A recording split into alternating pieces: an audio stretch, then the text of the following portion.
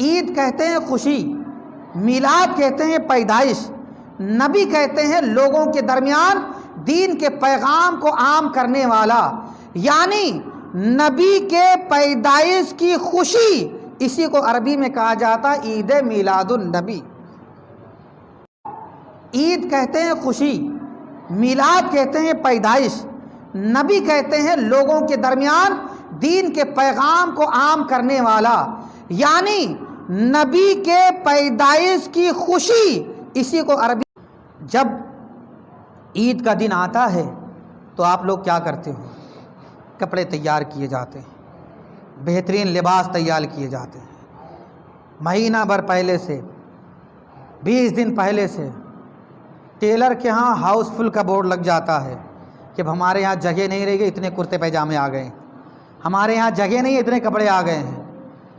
برادران ملت اسلامیہ، جب عید کا دن آئے تو ہمارے جسم پر نئے لباس ہوں، جب بقرعید کا دن آئے تو ہمارے جسم پر نئے لباس ہوں، جب ہمارے گھروں میں شادیاں ہوں تو ہمارے جسم پر نئے لباس ہو، جب کسی بارات میں جانا ہو تو ہمارے جسم پر نئے لباس ہو، جب کسی فنکشن میں جانا ہو تو ہمارے جسم پر نئے لباس ہو۔ ارے برادران ملت اسلامیہ، اللہ تعالیٰ اگر توفیق دے تو ان موقعوں پر جس طریقے سے ہم نئے لباس پہنتے ہیں تو یہ سارے موقع جس نبی کے صدقے میں ہیں، جب اس نبی کی آمد کا دن ہو تو ہو سکے تو اس دن بھی ہمارے جسم پر نئے لباس ہونے چاہیے۔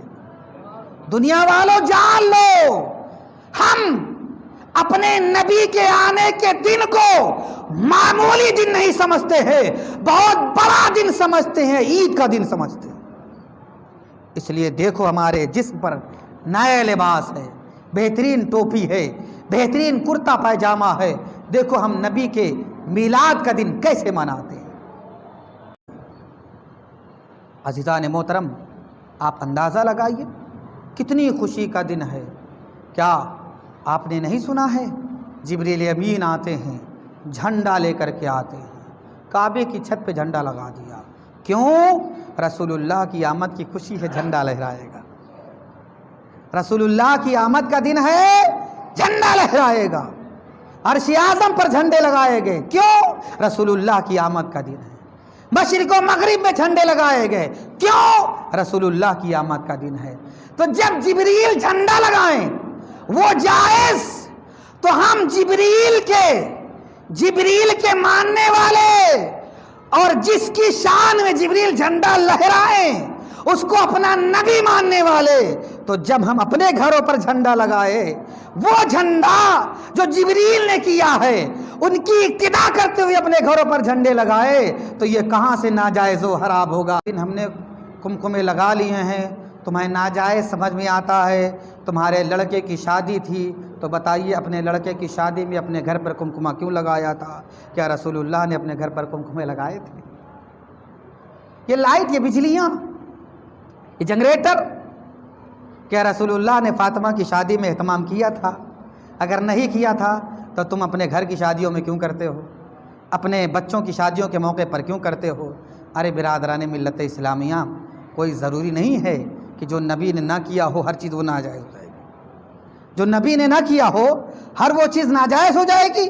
اگر ہر چیز ناجائز ہی ہو جائے تو زین العابدین امجدی کا کالر پکڑ لیجئے اور آپ یہ کہو کہ کیا کبھی پیارے مصطفیٰ نے مائک میں تقریر کی ہے؟ آپ مائک میں تقریر کیوں کر رہے ہیں؟ مصطفیٰ نے مائک میں تقریر نہیں کی ہے، لہٰذا مائک بند کر دیا۔ پتہ کیا چلا کہ مصطفیٰ نے جو نہیں کیا، صرف اتنا ہی دلیل کافی نہیں ہے، دلیل یہ دکھاؤ کہ مصطفیٰ نے یا اللہ نے منع کہاں کیا ہے، منع کہاں کیا ہے، یہ منع دکھاؤ۔ اگر مصطفیٰ نے منع نہیں کیا، اللہ نے منع نہیں کیا، تو وہ بات خود بخود جائز ہو جائے گی، وہ بات خود بخود صحیح درست رہے گی۔ بات سمجھے؟ لہٰذا جتنے بھی لوگ یہاں بیٹھے ہوئے ہیں، سب سے میں دوبارہ یہ گزارش کرتا ہوں کہ سب کے سب لوگ نئے لباس سلوائیے، نئے لباس، نئے لباس۔ اور یہ ایسے نہیں میں کہہ رہا ہوں جیسے ہر جمعہ کو میں باتیں کہتا ہوں آپ سن لیتے ہیں اور مسجد سے باہر نکلنے کے بعد سب ختم، نہیں میرے بھائی۔ نئے لباس سلوائیے، سفید کرتا پاجامہ ہو، سر پہ ٹوپی ہو سکے تو سر پہ امامہ ہو، خوشبو لگی ہوئی ہو، زبان پر درود شریف کے نغمے ہوں، اور آپ جلوس کے ساتھ چل رہے ہوں، ہاتھوں میں چھوٹا سا جھنڈا ہو، آپ جلوس کے ساتھ چل رہے ہوں، آپ نیت باندھے ہوئے ہوں، جلوس کے ساتھ چل رہے ہوں، ادب کا مجسمہ بنے ہوئے ہو، جلوس کے ساتھ چل رہے ہوں، رسول کریم صلی اللہ علیہ وسلم کی بارگاہ میں نعت نبی پیش کر رہے ہوں، جلوس کے ساتھ چل رہے ہو، دنیا والے دیکھ کر کے کہیں یہ عام لوگوں کی طرح جلوس نہیں نکالتے ہیں، یہ جلوس نکالتے بھی ہیں تو اس طریقے سے نکالتے ہیں جس طریقے سے رسول اللہ محسن انسانیت ہے، انسانیت بتانے کے لیے، انسانیت سکھانے کے لیے آئے ہیں، لہٰذا یہ لوگ بھی جب نبی کا جلوس نکالتے ہیں تو اچھے انسانوں کی طرح نکالتے ہیں۔